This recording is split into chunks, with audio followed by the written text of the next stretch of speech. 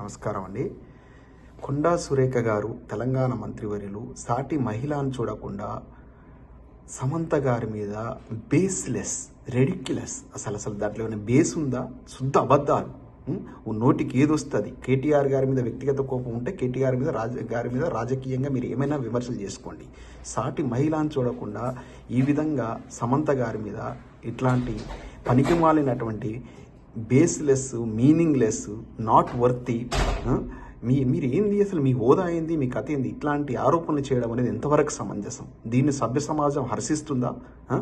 ఎవరు సమ్మక్క సారలమ్మలు, రాణి రుద్రమదేవి తిరిగాడినటువంటి నేల, ఆ వరంగల్ గడ్డ మీద పుట్టినటువంటి కొండా సురేఖ గారు మీకు ఏమాత్రం సిగ్గనిపించట్లేదా ఇలాంటి మాటలు మాట్లాడడం? మీకో కూతురుంది, మనందరికీ కూడా మన ఇంట్లో అమ్మాయిలు, అక్కలు, చెల్లెళ్ళు, కూతుళ్ళు అందరు ఉన్నారు.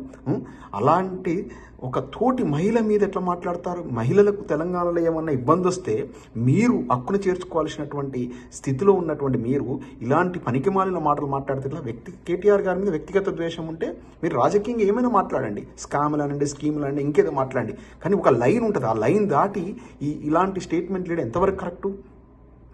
మీ మీద ఎవడో ఆకతాయి, అది కూడా వెనక బ్యాక్గ్రౌండ్లో కళ్యాణమస్తు అండ్ షాదీ ముబారక్ అని ఉంటే అక్కడ ఆయన ఏదో రఘునందన్ రావు గారు మీ మెడలో ఏదో దండ వేస్తే దాన్ని ఏదో వాడు మార్ఫింగ్ చేసి ఎవడో ఆకతాయి పెట్టిన దానికే మీరు ప్రెస్ మీట్ పెట్టి ఏడిచారు. మీరు డైరెక్ట్ ఏమన్నారు?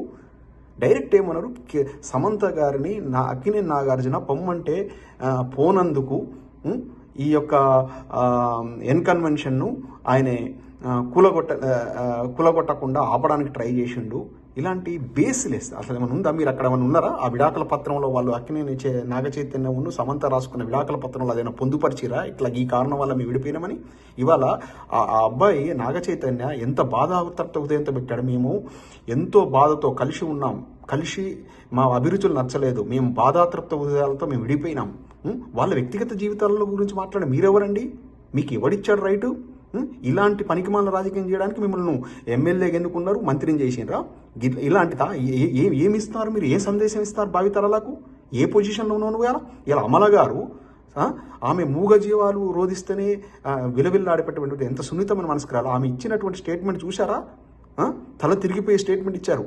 మీలాంటి క్రిమినల్స్ ఇలాంటి పొజిషన్లో దేశం ఏం ఆగమైపోతుంది అనేటువంటి ఒక ఆవేదన వ్యక్తం చేసి రాహుల్ గాంధీ గారికి ట్వీట్ చేశారు. ఇవాళ మొత్తం తెలంగాణలో ఉన్నటువంటి మన తెలుగు రాష్ట్రంలో ఉన్న సినీ పరిశ్రమ మొత్తం ఉలిక్కిపడ్డది మీ యొక్క స్టేట్మెంట్తో. ఇంతవరకు మన తెలంగాణలో ఇట్లాంటి సంఘటనలు చూడలే.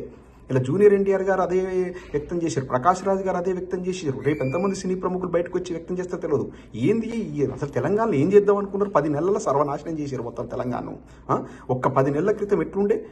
ఎక్కడ చూసిన రోడ్ల మీద రాసులు, ధాన్యం ఇట్లుండే. ఇక్కడ కలకల్లాడుతూ పచ్చదనంతో నీళ్లు, స్టూడెంట్స్ ఎంత ఆనందంగా వాళ్ళకి ఫీజు రియంబర్స్ వస్తూ, ఉద్యోగస్తులు వాళ్ళకి సరైన ఫిట్మెంట్ వస్తూ ఎంత ఆనందంగా ఉంటే ఒక 10 నెలల సర్వనాశనం చేస్తారు. అటు పోయి హైడ్రా అని పేరు పెట్టి మొత్తం పేదల మొత్తం వాళ్ళ ఉన్నటువంటి వాళ్ళ గూడంతా కూడా చెదిరిపెట్టి మొత్తం బుల్డోజర్లు పెట్టి కూల్చుతుండ్రి.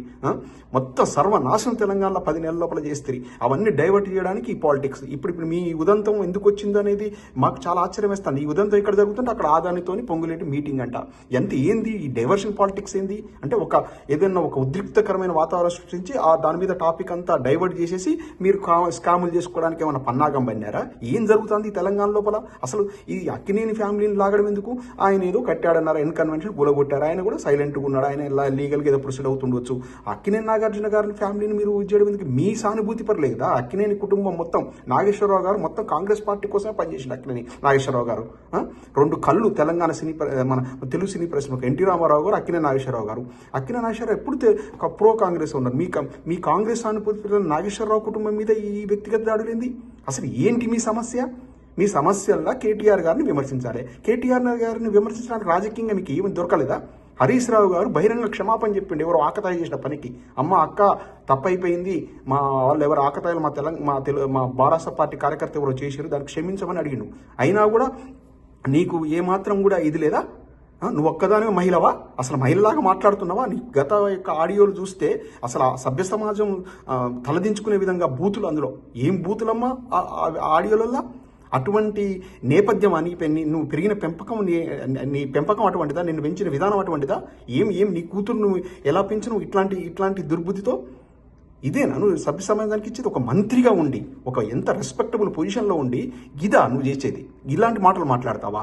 పనికి మాలిన బేస్లెస్. అందులో ఏమైనా బేస్ ఉందా? ఉంటే చూపించు, రుజువు చూపించు. కేటీఆర్ గారు రమ్మన్నారు, నాగార్జున గారు పంపించడానికి రెడీ అయ్యారని. ఏం మాట్లాడుతున్నావమ్మా? ఇలాంటి తల తిక్కువలందరినీ తీసుకొచ్చేసి మంత్రులను చేస్తే గిట్లనే ఉంటుంది. యథా రాజా తథా ప్రజ. ఇట్లా తయారైపోయింది మొత్తం. తెలంగాణ సర్వనాశనం చేసారు. ఏంది, ఏం మంత్రులు వీళ్ళేంది? ఈమెకు ఉద్యమ నాయకులు అని చెప్పుకుంటావు కదమ్మా, నక్సలైట్ నాయకురాలు అని చెప్పుకుంటావు కదమ్మా సీతక్క. మేమైతే దేవత లెక్కన కొలిసినాం, సిగ్గుపడుతున్నాం. సపోర్ట్ చేస్తావా ఇట్లాంటి దాన్ని?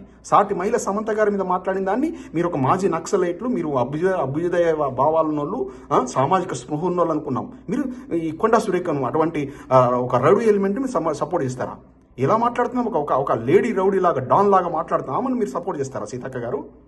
మీరు ఇమ్మీడియట్గా విమర్శిస్తారనుకున్నాం. ఇంత దుర్మార్గమా, ఇంత దౌర్జన్యమా?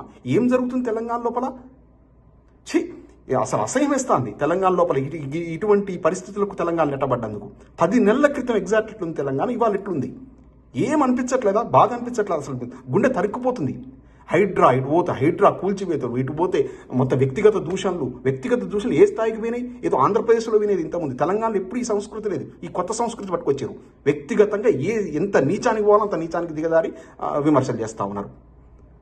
చాలా దారుణం. Real estate కుదేలైపోయింది. తెలుగు పరిశ్రమ కూడా మొత్తం ఇక్కడి నుంచి మొత్తం ఆంధ్రప్రదేశ్కి తరలిపోతుంది. మొత్తం సర్వనాశనం చేయాలి తెలంగాణ. పొరపాటున ఓట్లు వేసారు మీకు ప్రజలు. గిట్లా చేస్తారనుకుంటే మేము మొత్తం 100 అడుగుల బొందలతో పాతిపెడదు. రాజకీయంగా భ్రష్టు పట్టిపోయి నువ్వు అసలు ఏం చేయాలో తెలియనప్పుడు కేసీఆర్ గారిని ఒక లైఫ్ ఇచ్చారు. కృతజ్ఞత కూడా లేదా కొండా సురేఖ గారు మీకు? ఇటువంటి పనికిమాలిన మాటలు మాట్లాడాక మీరు మంత్రి అయింది. జై తెలంగాణ.